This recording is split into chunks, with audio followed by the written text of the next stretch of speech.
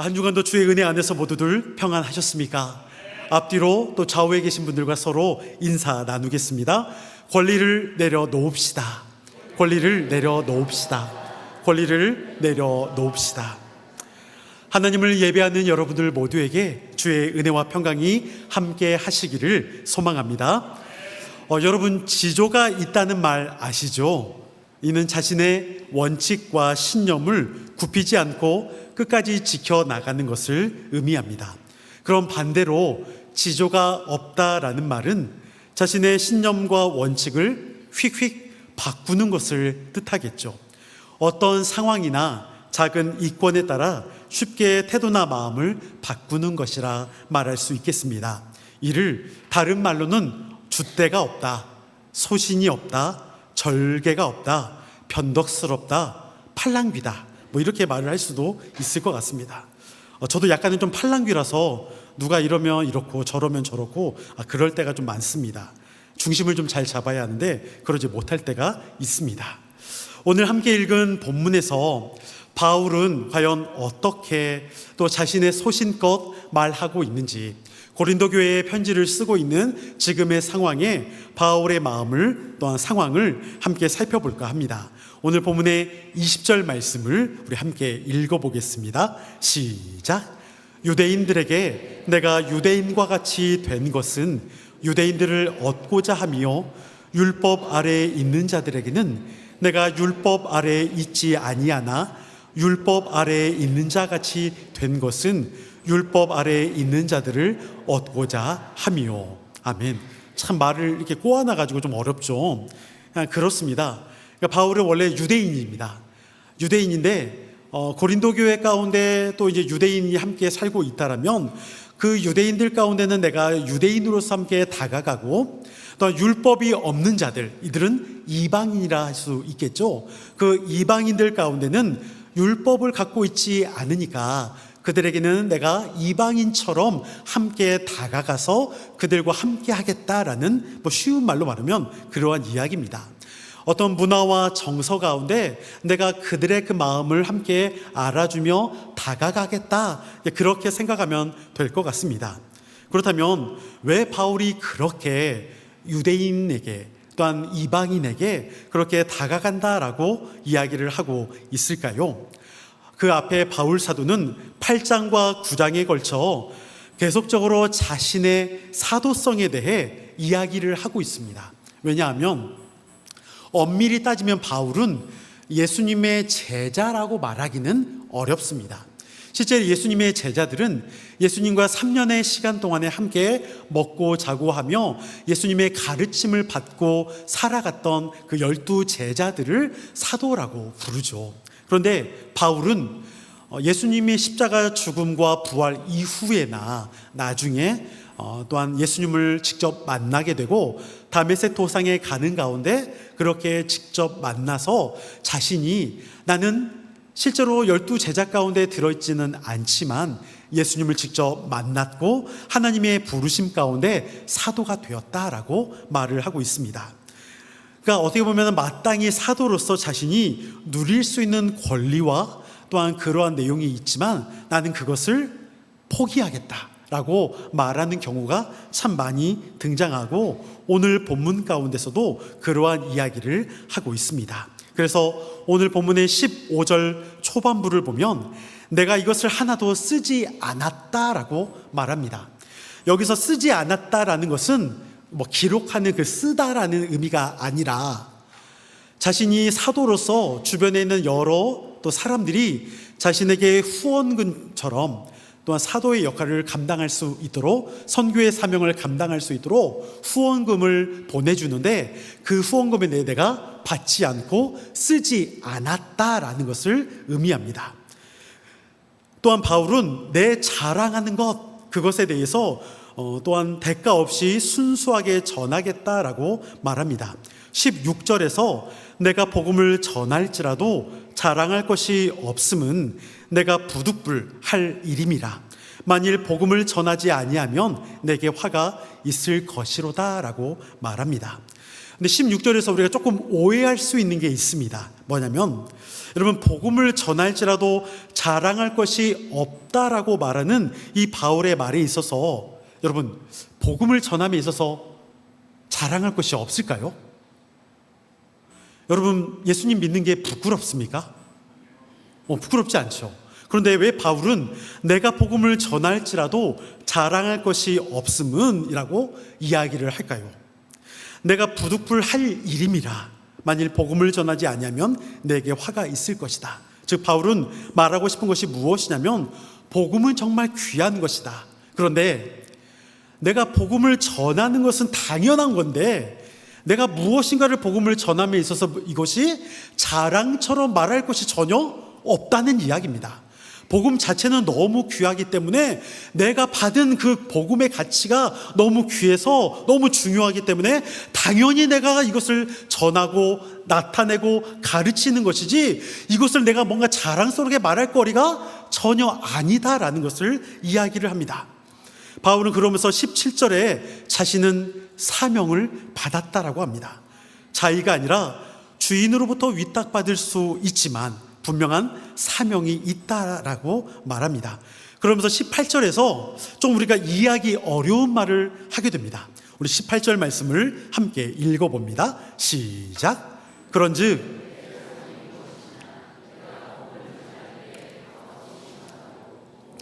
말미암아 내게 있는 권리를 다 쓰지 아니하는 이것이로다. 아멘. 바울은 자신에게 주어진 상은 그리스도의 복음을 값없이 전하는 것이다 라고 말합니다. 여기까지는 이해가 됩니다. 그죠? 복음을 전하는 것이다. 그런데 그 뒷부분에 복음으로 말미암아 내게 있는 권리를 다 쓰지 아니하는 이것이 상이래요. 즉 복음을 전함에 있어서 내가 어떤 권리가 있는데 이 권리를 사용하지 않는 것이 상이라고 말합니다. 이해가 됩니까? 이게 좀 이해가 잘 안 돼요. 그러니까 차라리 앞에까지만 내가 복음을 전할 때 값없이 전하겠다 이러면 그냥 그게 상이구나 생각할 수 있는데 복음으로 말미암아 내게 있는 내 권리를 내가 사용하지 않는 것이 상이라고 말해요. 이게 이해가 돼요? 저는 이게 잘 이해가 되지 않았어요. 아니 이게 무슨 상일까? 내가 권리를 하지 않는 것, 내가 그리스도인으로서의 권리를 따지지 않는 것, 이것이 상이다? 이게 대체 뭔 말일까? 이게 잘 이해가 되지 않았습니다. 근데 이것은 좀 더 뒤에서 이야기를 나누면서 좀 왜 그렇게 바울이 말을 했는지 차차 살펴보도록 하겠습니다. 바울은 계속해서 지금 앞에 8장과 9장에서 자신이 사도로서 누릴 수 있는 권리가 있는데 그 권리를 행하지 않고 있다라고 말합니다. 그게 무엇이냐면 8장에서는 음식과 관련된 내용을 이야기합니다. 그러니까 이방 지역에서는 음식에 대한 부분이 그 신전에 바쳐졌다가 시장으로 유통되는 경우가 있었습니다. 그러다 보니까 시장에서 어떤 고기를 사거나 음식을 사게 될 때 거기에는 우리 여러분 혹시 돼지 이렇게 뭐가 이렇게 딱 찍혀 있는 거 아십니까? 뭐가 이렇게 찍혀 있잖아요. 그죠? 파란색 이렇게 글자 해가지고 이렇게 그죠? 그러니까 그렇게 찍혀 있는 것처럼 예전에는 신전에 바쳐졌던 재물은 무엇인가 도장이 찍혀 있었다라고 합니다. 그러니까 그러한 것이 시장에 유통이 되니까 그러한 것들을 사다가 먹게 되면 이 고기가 신전에 바쳐졌던 음식이라고 여겨서 이것을 먹기가 좀 꺼림칙 했던 경우가 있습니다. 제가 여러분에게 질문 하나 드립니다. 여러분, 제사상에 올라간 음식을 먹어도 될까요? 안 될까요? 네, 먹어도 된다. 먹으면 안 된다 하시는 분이 계실까요?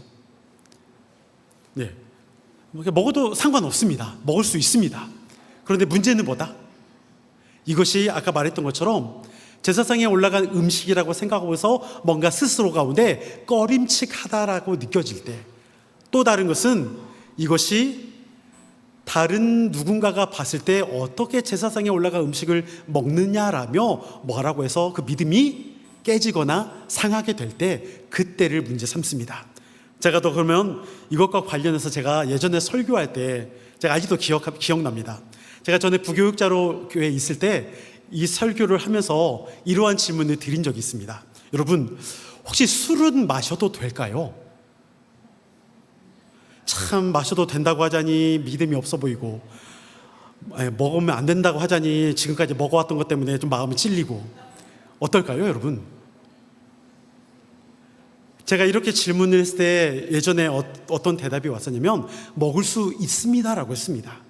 저는 있다라고 생각은 합니다. 그런데 제가 이렇게 또 질문했습니다. 그럼 제가 먹으면 어떨까요? 그러면 그때 답이 어떤 거였죠? 안 됩니다 그랬습니다. 그래서 제가 이렇게 이야기했습니다. 아니, 여러분들은 되고 나는 안 되고 왜 그럴까요? 목회자이기 때문에 안 된다 그렇게 말을 할 수 있잖아요. 그러면 여러분들은 그리스도인 아닙니까? 그리스도인은 되고 목회자는 안 돼요?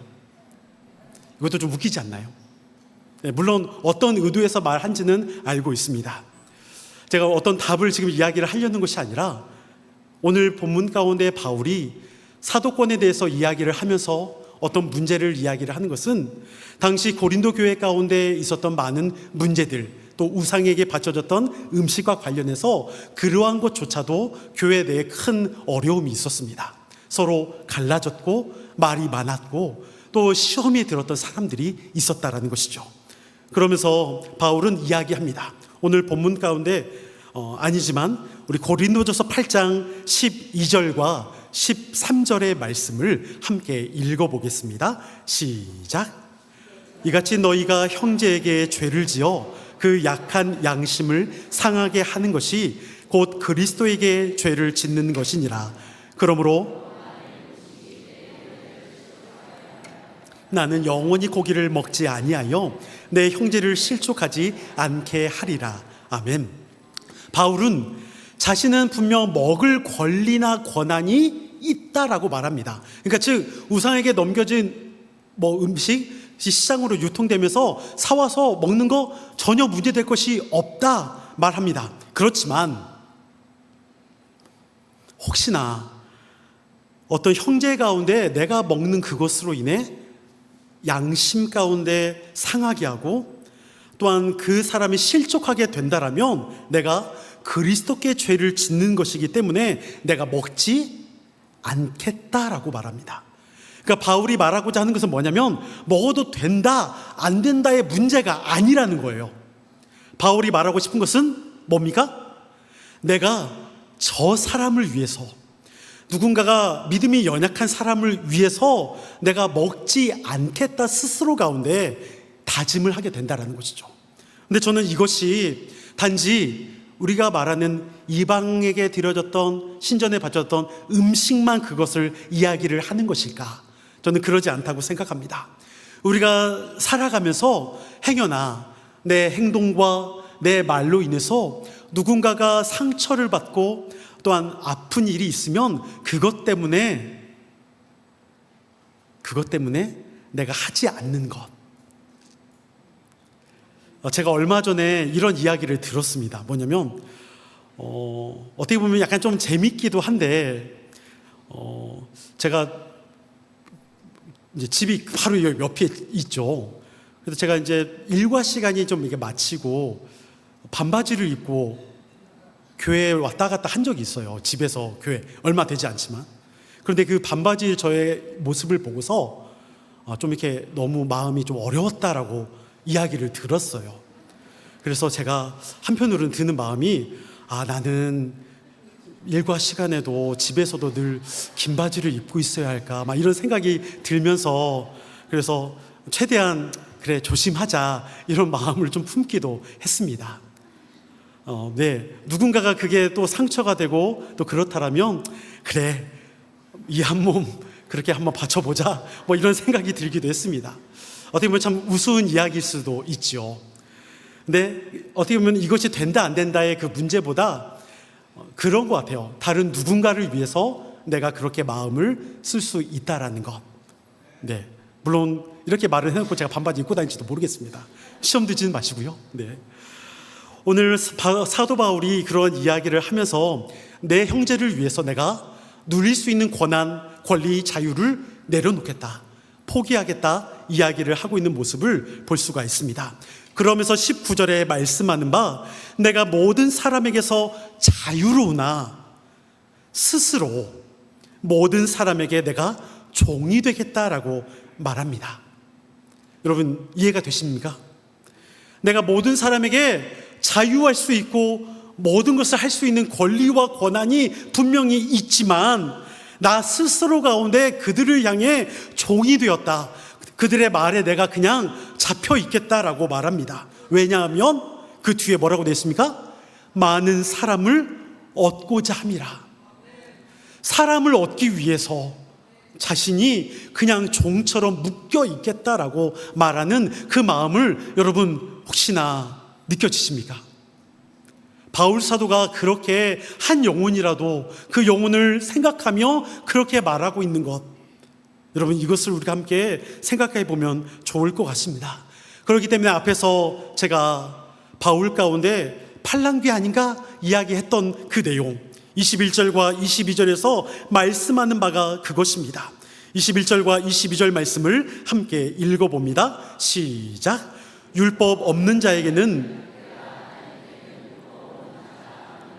도리어 그리스도의 율법 아래에 있는 자이나 율법 없는 자와 같이 된 것은 율법 없는 자들을 얻고자 함이라.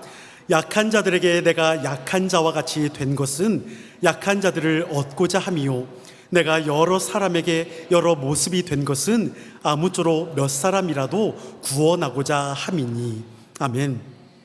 바울 사도가 내가 유대인과 같이 내가 이방인과 같이 그들 가운데 함께하는 것은 그들 가운데의 그 마음이 유대인이든 이방인이든 상관없이 하나님께서 이 땅에 창조하신 한 명의 귀한 영혼임을 내가 기억한다라면 그들을 얻기 위하여 몇 사람이라도 구원하고자 내가 그들 가운데 함께 하겠다라고 말하고 있다라는 것입니다. 여러분, 믿음이 연약한 지체를 위해서 내가 누릴 수 있는 자유와 권리를 포기하는 것이 쉬울까요? 쉬운 일은 아니겠죠. 어려울 것 같습니다.